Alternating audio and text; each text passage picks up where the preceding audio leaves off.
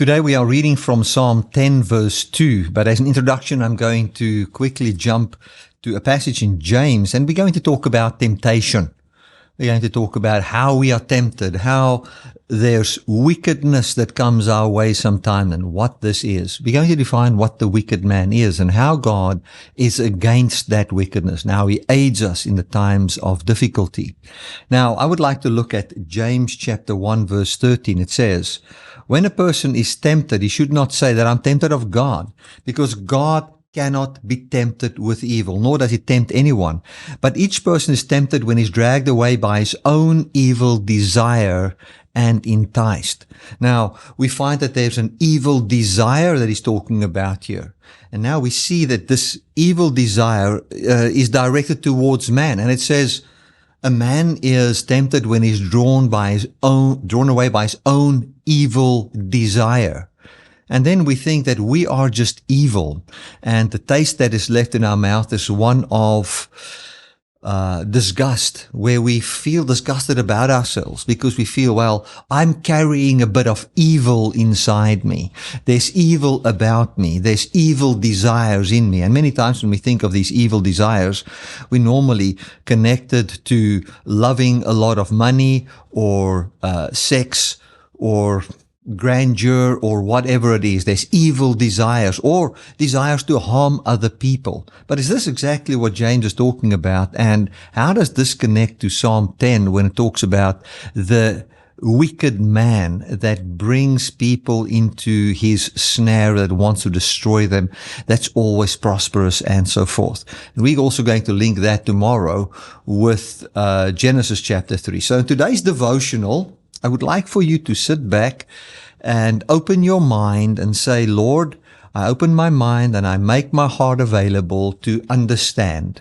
I want to see how these things work. And as you simply just listen to this and just say, Lord, I'm sitting here to hear maybe something new, something that I didn't know, although you do know it in the depth of your being. Right. It says here that each man is tempted when he's dragged away by his own evil desire and enticed. Now, I want to submit to you that that own evil desire doesn't talk about an evil desire that you possess. It actually talks about a desire for self, when he's drawn away by his own desire or desire for own, desiring for yourself. We can look at that in the King James Version. It says, when he's drawn away by his own lust or lust for himself.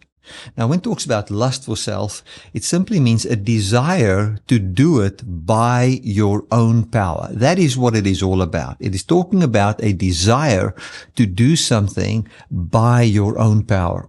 So nobody is tempted by God to be at a place where you'll do it by yourself. God's never going to put you at that place. And He's never been tempted with evil. In other words, it means God has never been tempted to even make it all about you bringing things forth in your own power.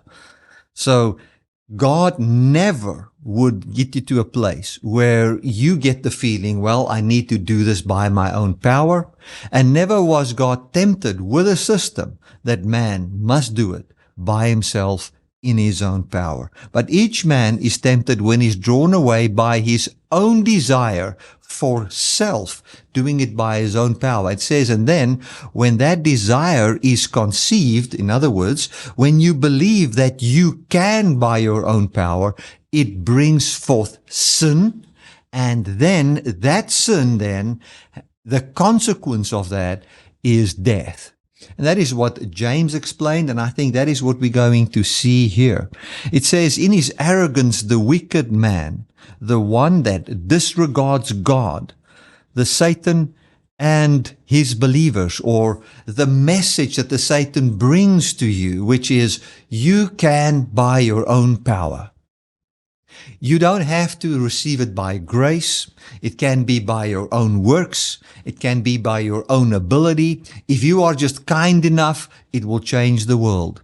If we just share enough of our resources, it will change the world. That's where things like communism is born from. It's born from man's effort to try and make certain voices that rises in his mind to be a God wherein he makes everything work comes from. It comes from a system wherein we look at what God promises, which is life for all people, and then we disregard God, and we've got a lust for self because we don't want to trust in God because we want to do it by our own ability. We push God aside, and then the communist idea is then born from, well, we can, by our own power, we don't need a God, we don't need to believe in a God. And if we just take our resources, if we just take our systems and our ability, and we gather everything together and equally share it and have all those kind of things taking place, then we will be at a place where we find peace on earth and harmony and all those kind of things. But then we find that as that wisdom is yielded to, it gives birth to sin, because people that are mortal, that has got needs, that has got lack and all of that, is now at the helm of this ship called life. How can mortal dying man steer others that are dying into life? It is impossible.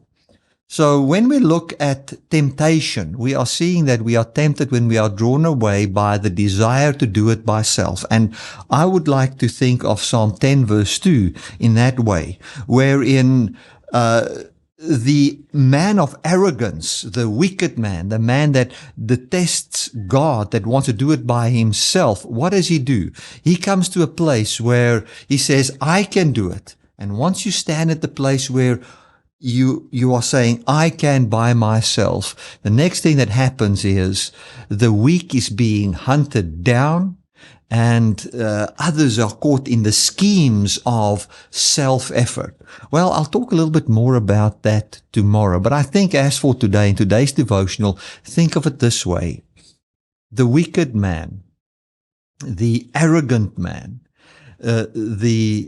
the voice of temptation is the one where desire is for self. A man is tempted when he's drawn away by his own desire for self, and once enticed, once you give over to it, then sin comes forth.